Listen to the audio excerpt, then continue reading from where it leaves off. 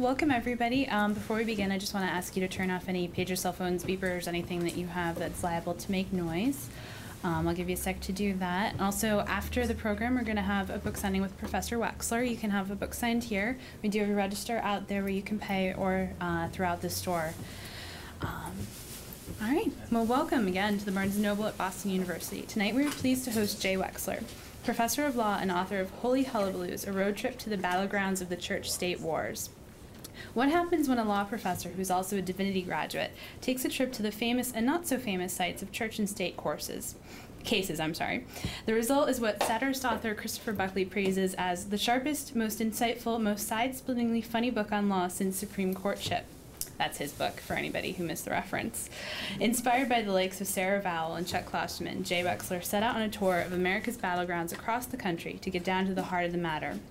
Combining insightful analysis of the issues with a sharp wit, Wexler lucidly explains what is really at stake while kindly skewering everyone, including himself, who has ever taken a stand on the separation of church and state issues. A graduate of Harvard, the University of Chicago Divinity School, and Stanford Law, Jay Wexler has clerked for U.S. Supreme Court Justice Ruth Bader Ginsburg and taught both law and religion, among other subjects. In addition to his serious academic side, Wexler is also a published humorist with short stories and humor pieces appearing in outlets like Spy and McSweeney's Internet Tendency. Please welcome Professor Jay Wexler, who's going to be a lot more eloquent than I was.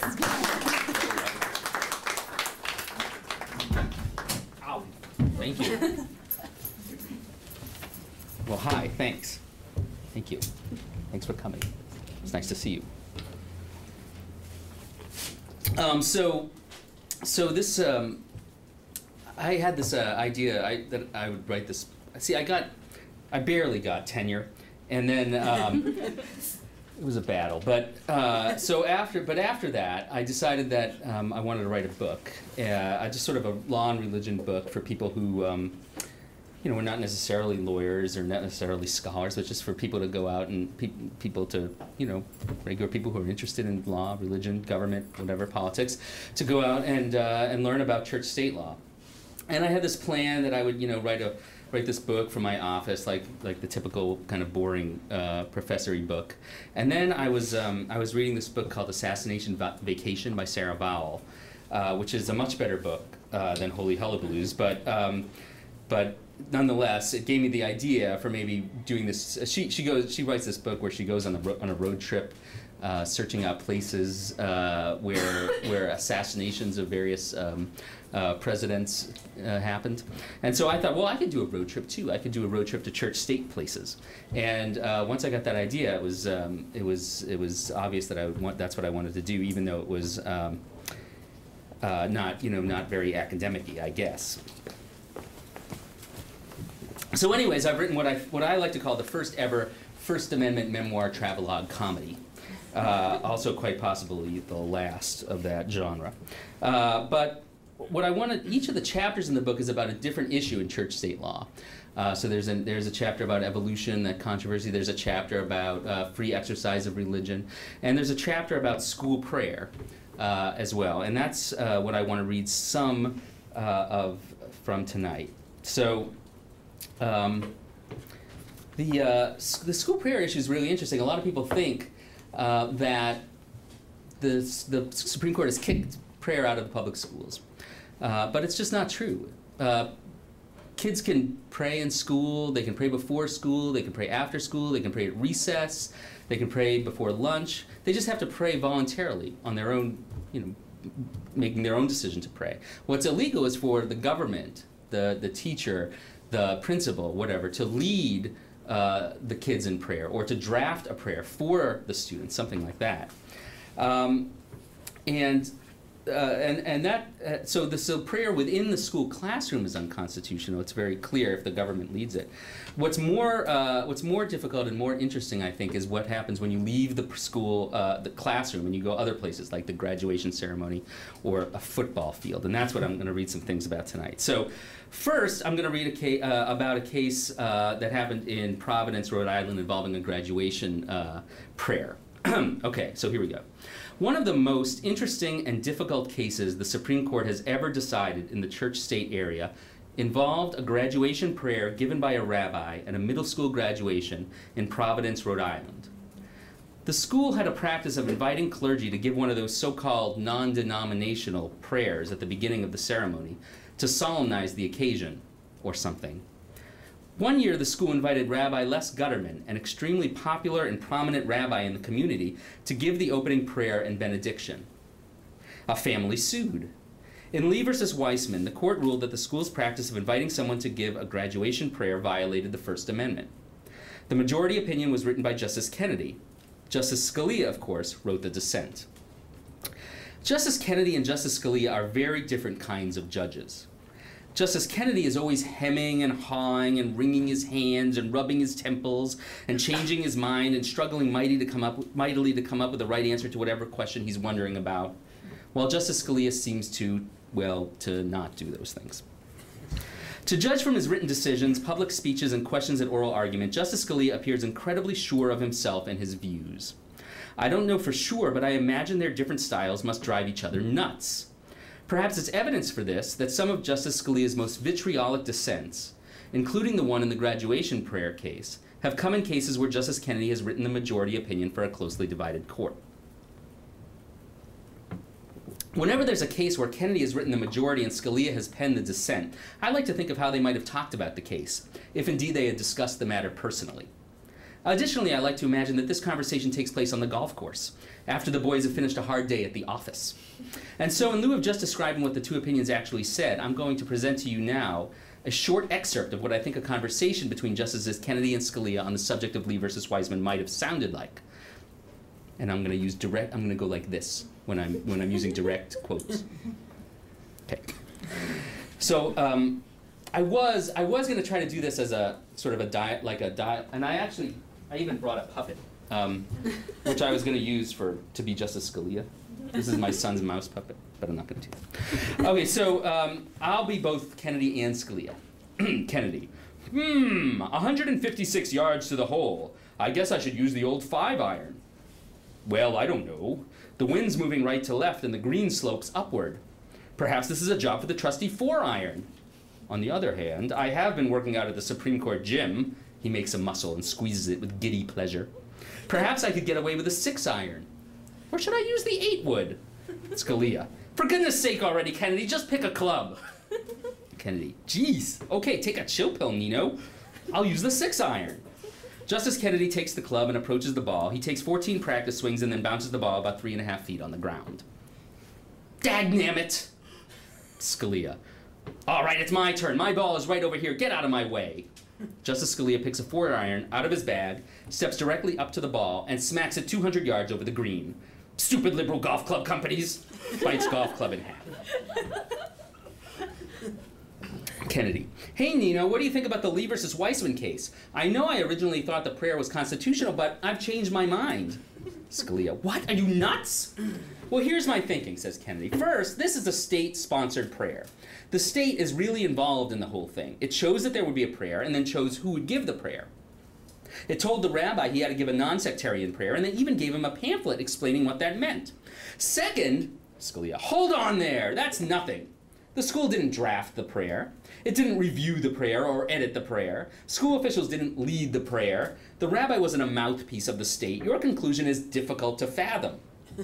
Kennedy. Well, I guess we'll just have to agree to disagree on that one, huh, Nino? Scalia.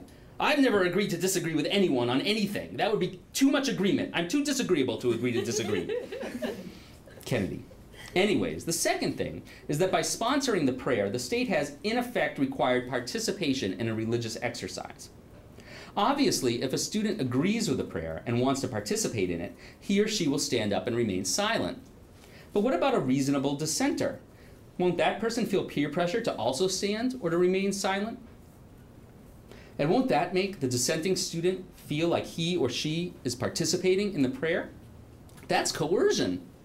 I've read an article from the 1963 volume of the American Sociological Review, and it supports my view that adolescents are often susceptible to pressure from their peers toward conformity.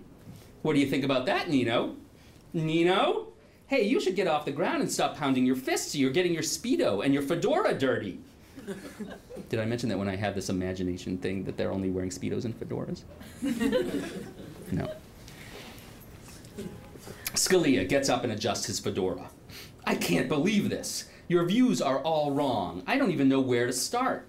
For one thing, we've had state-sponsored non-sectarian prayers at public functions since the beginning of the Republic. We can't just lay waste a tradition that has a long history in our Republic. You mean like racially segregated schools? Grrr. Kennedy, sorry, you were saying? Scalia. And this psycho-coercion thing, what's up with that? This makes no sense to those of us who have made a career of reading the disciples of Blackstone rather than Freud. If the state uses force to coerce someone into participating in a religious exercise, that's a problem, yes. But peer pressure? Come on, I mean, this is incoherent. It makes our endorsement test look like a rock-hard science. In any event, the idea that a non-believer who stands in respectful silence is actually participating in the prayer is crazy. Everyone knows that person isn't signaling his or her approval of the prayer. He's just maintaining respect for the religious observance of others, which is a fundamental civic virtue. I mean, you can't write this stuff in an opinion. It would be a jurisprudential disaster. Your views are ludicrous, absurd, unsupported, and senseless. You scare me. That's Kennedy. The last one was you scare me. Okay. All right. So that's that part about the graduation prayer. Now, so the Supreme Court said that that was unconstitutional, and then the next big case a few years later was similar in some ways and then different in other ways. It was involved a high school football game in East Texas, and what happened in that case was there was a group of, the school passed a policy by which there was an election among the students to decide who was going to give the invocation before the football game. So it was very different. In some ways, it was very different from Lee versus Weissman, the graduation case. I mean, for one thing, it was a football game, not a graduation case, although some people would say in East Texas, you might be more likely to go to the football game than graduation, but that's kind of mean and snarky. And then also it was a student giving the prayer, right, not a rabbi.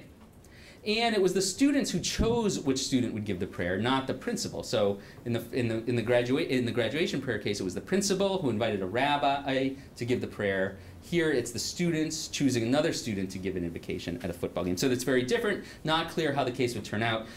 As it happened, it turned out that the Supreme Court said that kind of prayer was unconstitutional as well. And as soon as I decided to write this book, I knew that one place I had to go on a road trip to was East Texas because it just seems, it's obvious that I would want to go to East Texas, isn't it? I mean, a Friday Night Lights game. So this is an account of my trip to see a football game at a Santa Fe high school, which is the place where the school prayer case came from. Okay. I couldn't seem to find any hotel rooms online in Santa Fe, so I booked one at a place in Texas City that was notable only because it was within walking distance of both the Mall of the Mainland and an enormous dog racing track. The Santa Fe Indians were set to play the Texas City Stings the following evening, and I felt kind of like a traitor staying in Texas City because I had begun fancying myself a fanatical Santa Fe supporter. I'm not exactly sure why I wanted to root for a team with an offensive name and a history of sponsoring unconstitutional religious practices, but I guess it was because Santa Fe was a huge underdog coming into the game. I had been following the Indian season from afar with some degree of regularity, checking on their progress by reading the online version of the Galveston County Daily News and its associated sports blog. The team was having a rough season.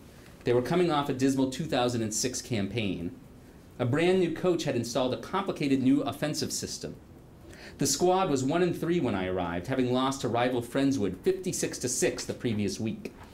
The starting quarterback had just quit the team. Moreover, Santa Fe is a pretty small town, with a population of about 10,000, and it plays in a league with much bigger towns like Texas City, which has 4 times as many people in it. The Texas City high school football team is a perennial East Texas powerhouse that has sent numerous players to the NFL. I'm a total sucker for an underdog, so I had enthusiastically adopted Santa Fe as my absolute favorite high school football team in Texas, at least among the 7 squads in Class 4A Division II. The first thing I had to do was get a ticket. It would have sucked to come all this way to see a high school game and not be able to get in. I took Farm Road 2004 to Route 6 to the high school. which is big and new and resembles just about every other high school I've ever been in. In the front office, I learned that the athletic department secretary was busy faxing, so I took a look at the various bulletin boards on the office walls. The weekly bulletin announced the following under the heading, Additional Notes and Instructions to Faculty and Staff. It said, just a reminder, the pledge and minute of silence are not optional. Please ensure the students respect the state legislation obligation. And I thought that was pretty interesting.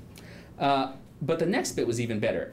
It said, teachers, please be aware of your students' activities. No sleeping is allowed.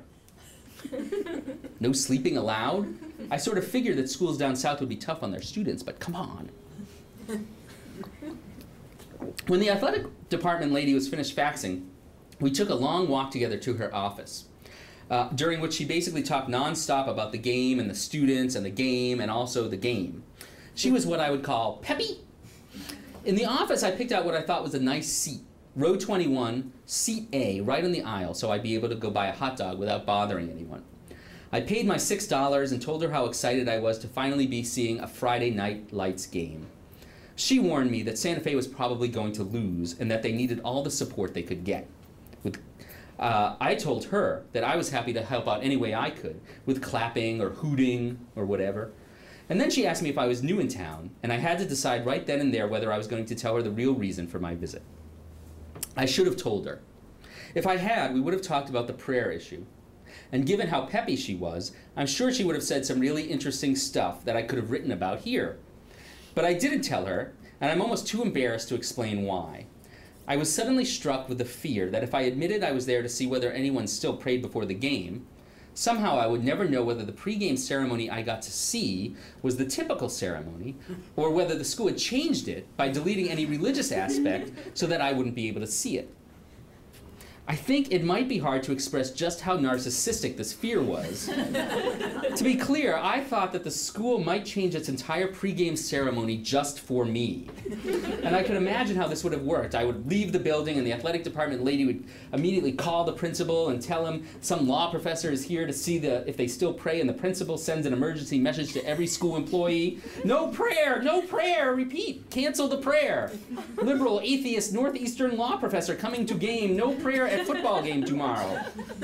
And then the next day everybody watches me take my seat because the principal has informed the entire community what I look like, and they giggle as I write down in my notebook, no prayer tonight, while they all secretly plot to have an even bigger prayer the next week. That's exactly what I thought was going to happen. The next 24 hours passed like cold sludge. There's nothing much to do in Santa Fe and Texas City when you're not watching high school football.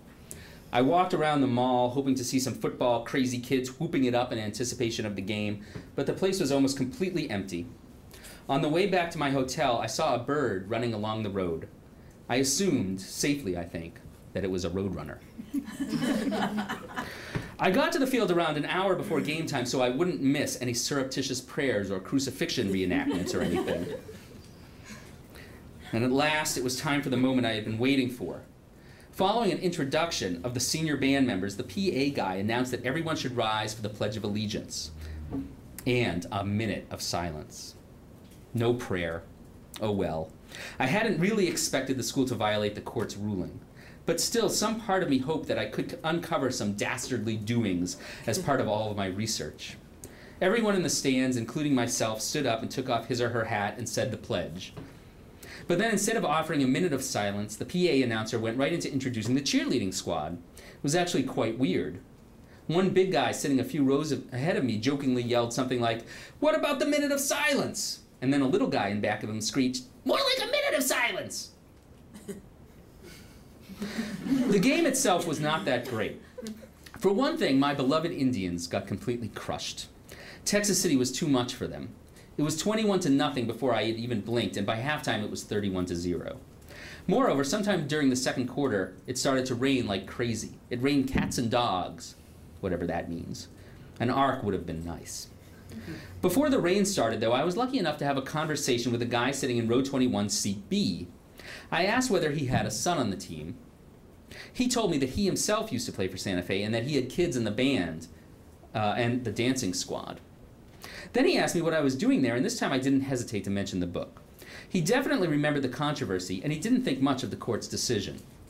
Without any provocation from me, he went into a bit of a mini-lecture about constitutional law, and he urged me to take the whole thing down in my little notebook.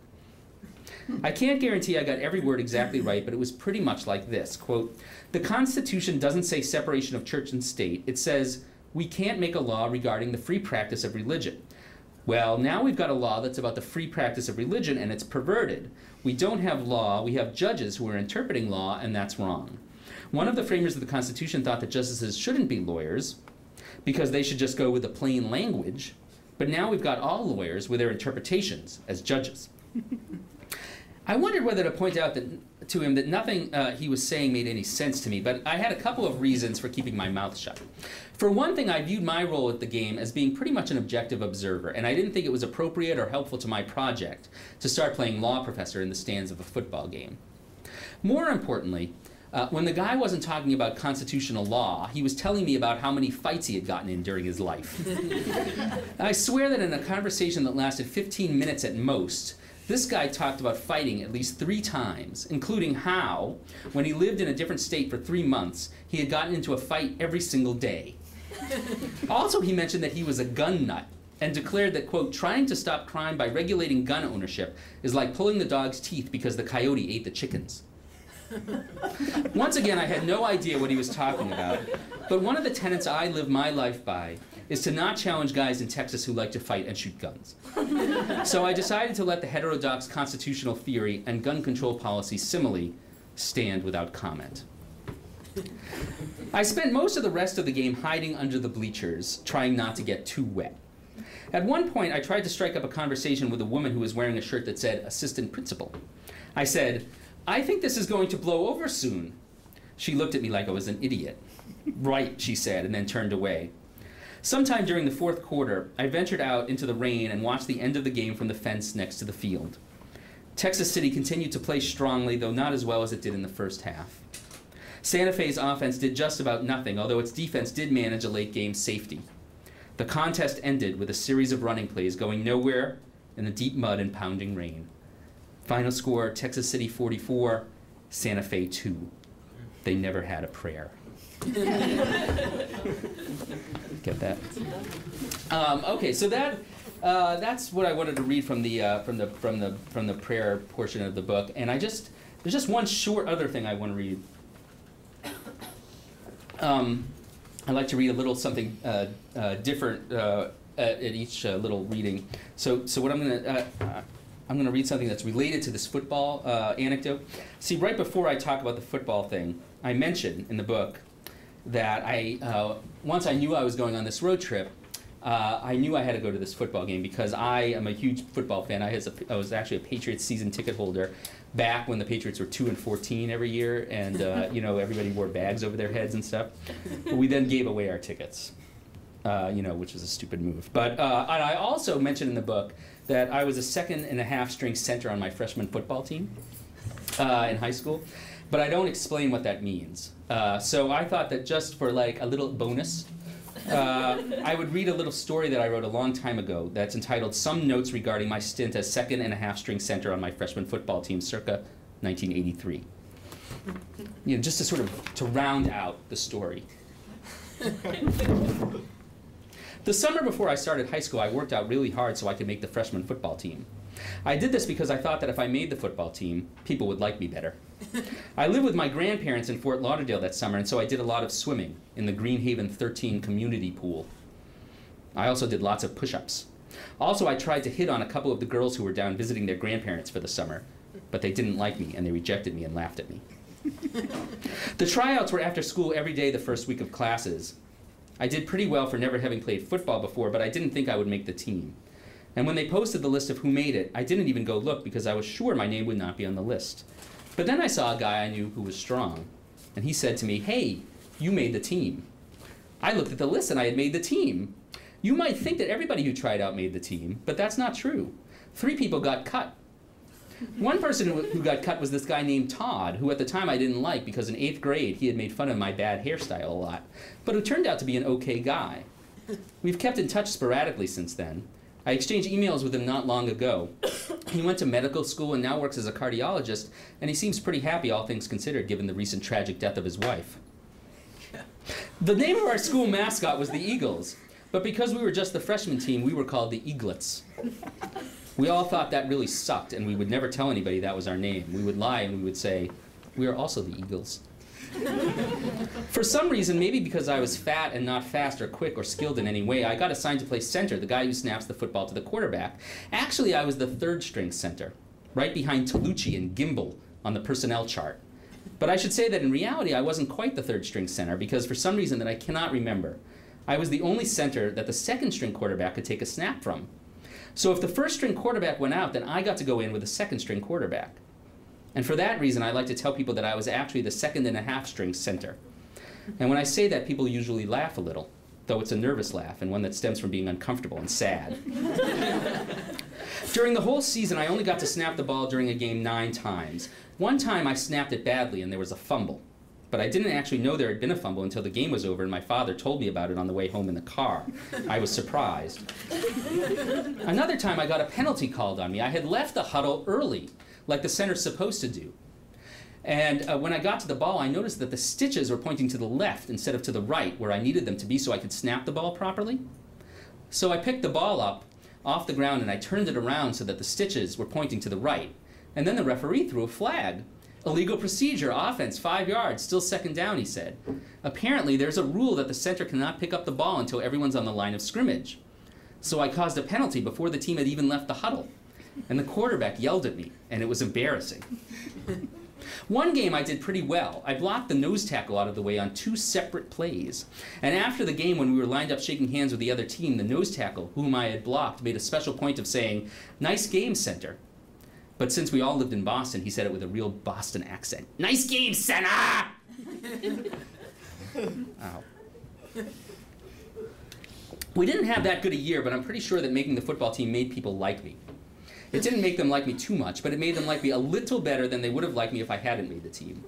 One of the best players on the team, for example, a linebacker who was really popular, even told me once after practice that I was the only Jew he had ever liked.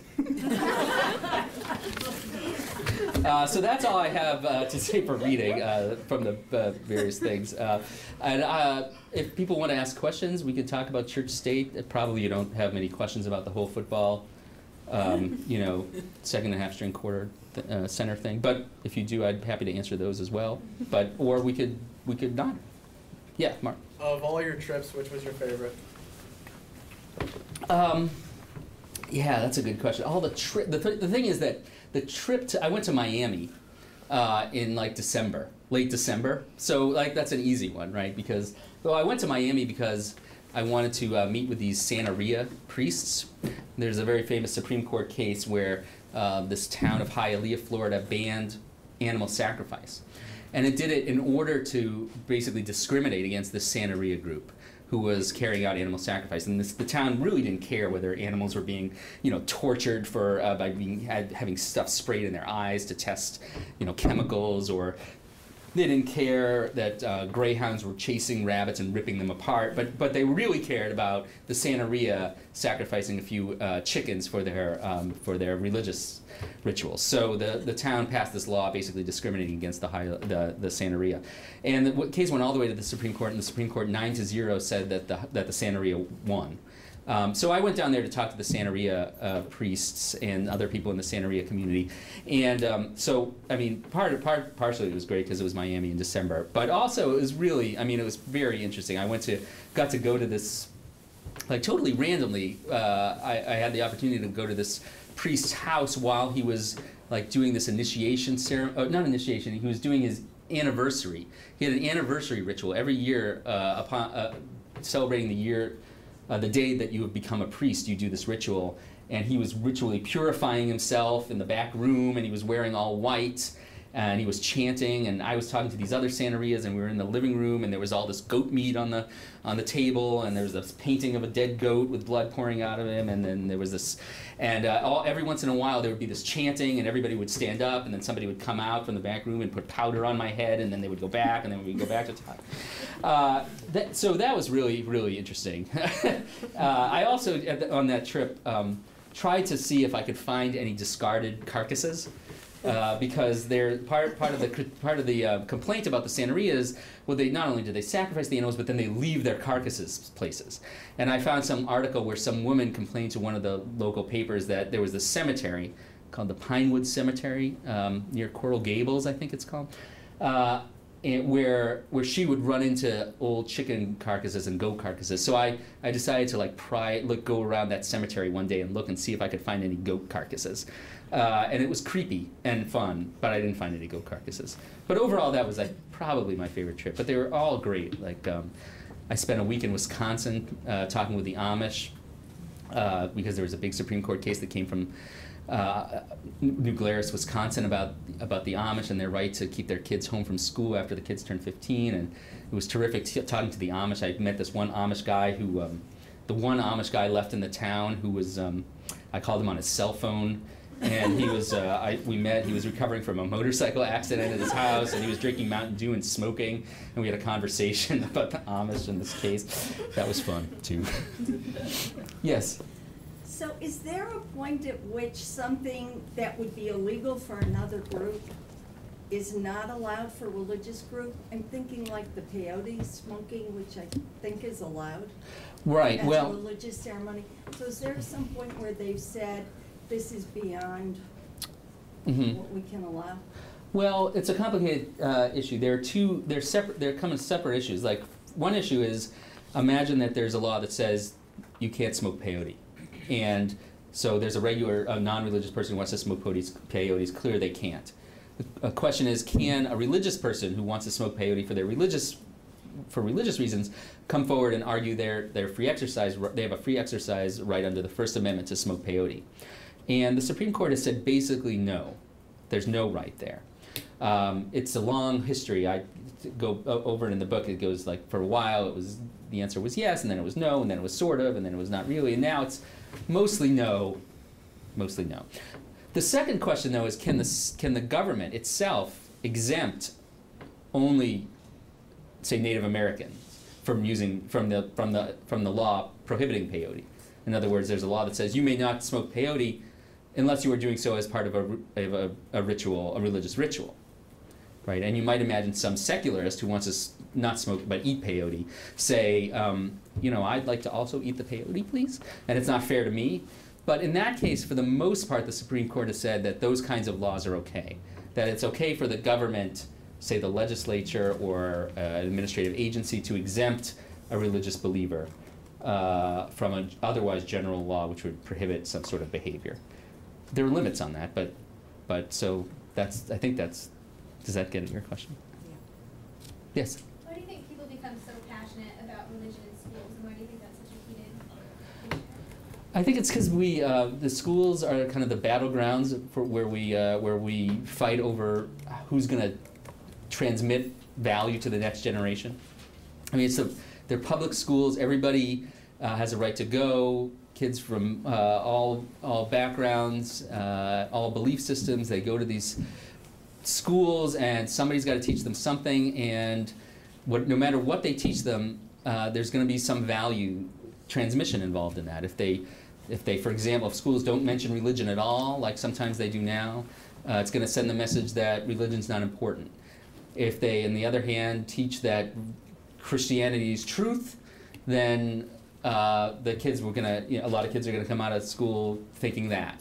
And so and obviously children are impressionable and easily swayed on at least some matters, and so the feeling is that this is a battleground where we'll compete to see who gets to teach the next generation the values. And so it's not surprising to me that there's this kind of real disagreement over who should teach and what the rules should be in the public schools.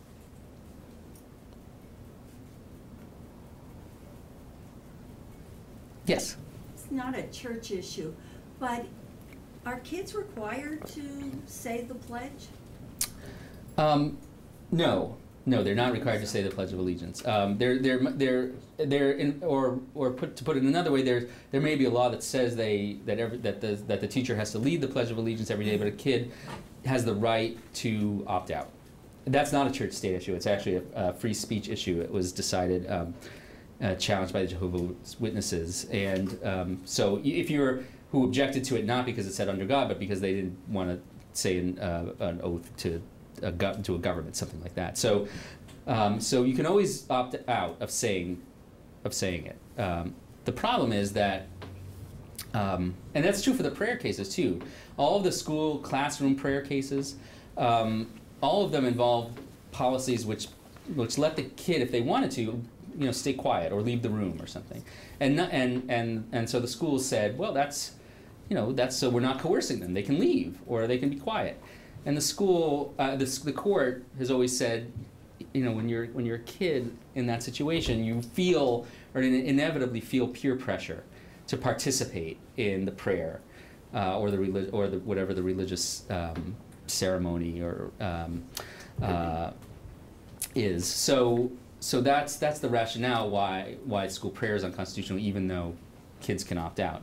And then the question is under God in the Pledge of Allegiance like a prayer or not? And so far we don't know. I mean, from a judicial perspective, we don't know. Yes? Yeah, do you think after doing this book and driving around the country, do you think that a lot of our political battles are really just religious battles, sort of under the table? What's your take on that? Well, I'm not sure I learned much about that on the travels. I think because I don't think I really got a sense for that either way from the people I talked to and what exactly they talked about, because we're pretty focused on kind of the cases and stuff. So I don't know. Answer. Sorry. Yes. This isn't exactly, this isn't at all a church and state question, but it is like sort of schools as a battleground. What did you think about recently when a bunch of schools chose not to show Obama's speech encouraging kids to work hard in school, or generally? Yeah, well,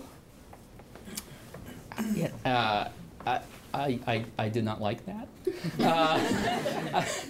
I'm not sure I have any great principled. It seemed like much ado about not much to me. I just can't imagine why you wouldn't want your children to listen to the president speak. But on the other hand, it's not surprising to me that lots of people objected to it either. I mean, we're at this point of the Obama presidency where it's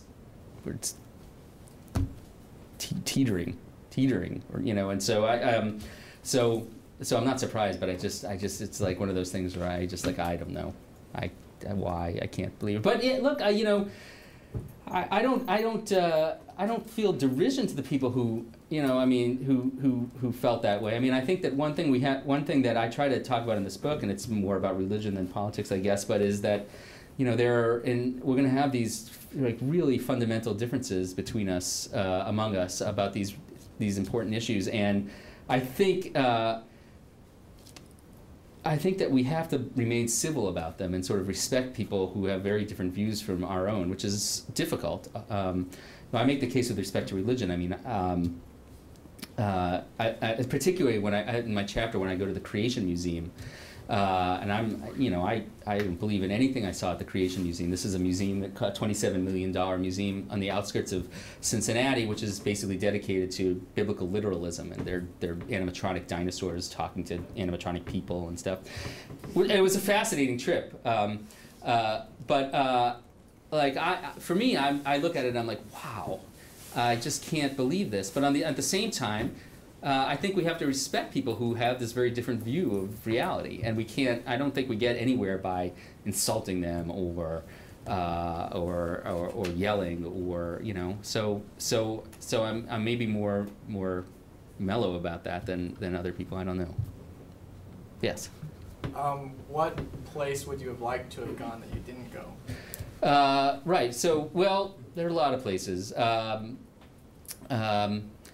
I didn't go anywhere west of the Mississippi.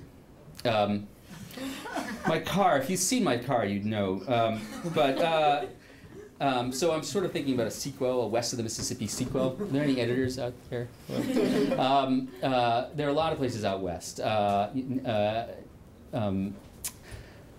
Oregon, I would have liked to go to for the peyote case.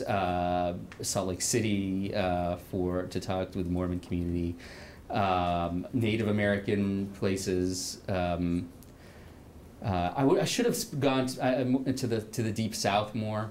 I should have spent more time talking to people who I just sort of disagree with. This is the first time I'd ever done anything like this. I mean, I did my first interview that I did. Was literally my first interview since I was a freshman in high school working for the school newspaper, and I got this guy told me he wanted to go back to grad school. This teacher I was interviewing, and I wrote down grade school instead of grad school, and the guy, the guy, everybody made fun of the guy for the. So this is the first I don't know how to interview anybody, so I was very nervous and worried about what to do, and so I took it kind of easy, and I didn't do some of the things that I might do now or might do for another book in the future that I'd like to do, like go to the Deep South and spend more time there.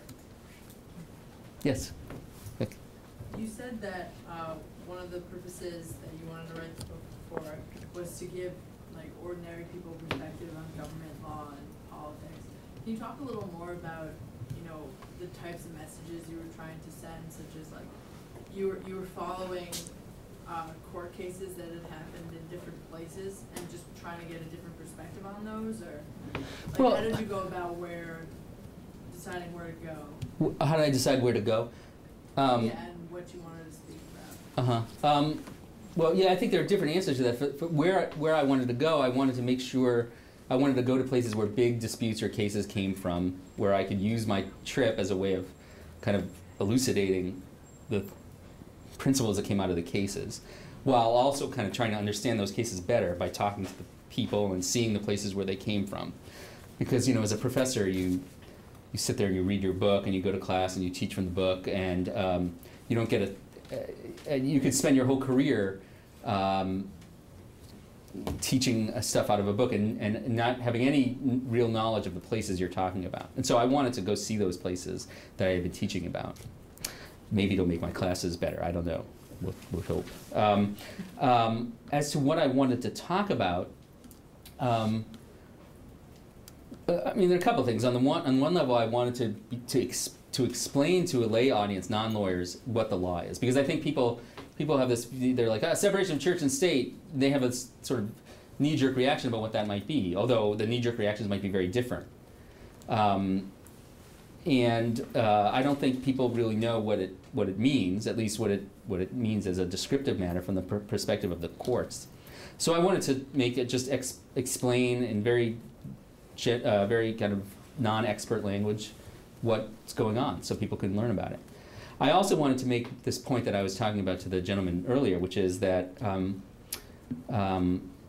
on these really divisive issues of church and state and government and religion, it's very easy to get bent out of shape. People always do. I mean, I go sometimes in the book. I go to I report what people are saying in chat rooms and in comments to articles. People are so mean and so angry and so out of control. I want to try to make this point that it's possible to talk about these issues without losing our temper, and part of that, and that's part of what the humor, to the extent one thinks it's humorous, is trying to do, is the idea that we can talk even about these issues with humor, and maybe if we do that, we can sort of understand each other better, we can settle down, we can have better conversations about religion and government. So that was kind of one of the major themes that I was trying to get across. It's like the message is the medium. The medium is the message, or whatever. Yes? I was just wondering if you could explain how you came up with the title for your book. Well, I had this title called Free Exercise, Expensive Gas, A Church-State Road Trip. And that was the title of the book for about 2 years in my head. And everybody seemed to think that was the title of the book. And then one day I got an email from the editor saying, well, this is not a good title. Because it's hard, it's like a mouthful. Free exercise, expensive gas. I liked it because it had an X in it. But they did not, they thought it was a mouthful, and they also didn't think people knew what free exercise was, which is, I think, right. And so then it became, what should we call it? And there were a couple of weeks where we just sort of like sent emails around. I wanted to call it Everything You Need to Know About Church-State Law, except for those things that you need to know about church-state law but aren't covered by this book. But they thought that was a bad title also. And so at one point, some of the chapters, there was a chapter called something Hullabaloo. And then it morphed into like a subtitle, like it was free exercise, expensive gas, something Hasidic Hullabaloos, Amish freakuses, and something. And so Hullabaloos was floating around there. And then one day, Helen Atwan, who's the director of Beacon Press, said, "How about Holy Hullabaloos?"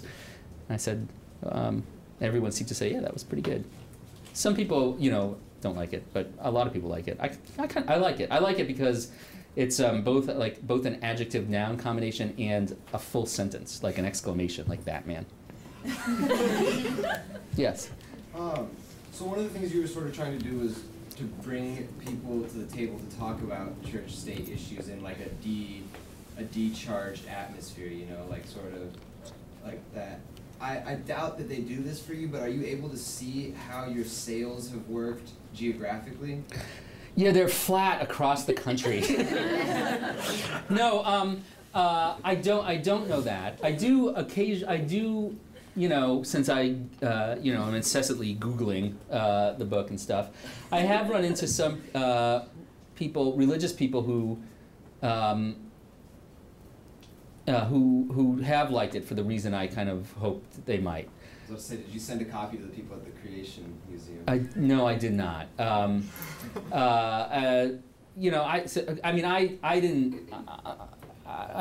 didn't really know what to do with it. I left it up to the publishers to sort of market it and whatnot.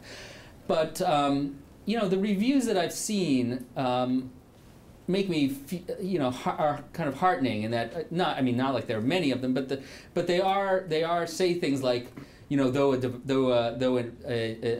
complete atheist, Wexler is respectful towards religion and blah blah blah, and might have a new tone of voice to talk about this. So, little anecdotal things that give me some happiness. And then, of course, occasionally you find the person who says, what did she say? I winced at every joke. The rest of it was good, though. But you put yourself out there. It's that you gotta be like. So I'm heartened about the response that the book has gotten so far from all sorts of communities. And I have friends who are very religious, and they could be lying, but they tell me that they think I got the tone right, and so. Good. Well, thank you very much. I really appreciate you coming out.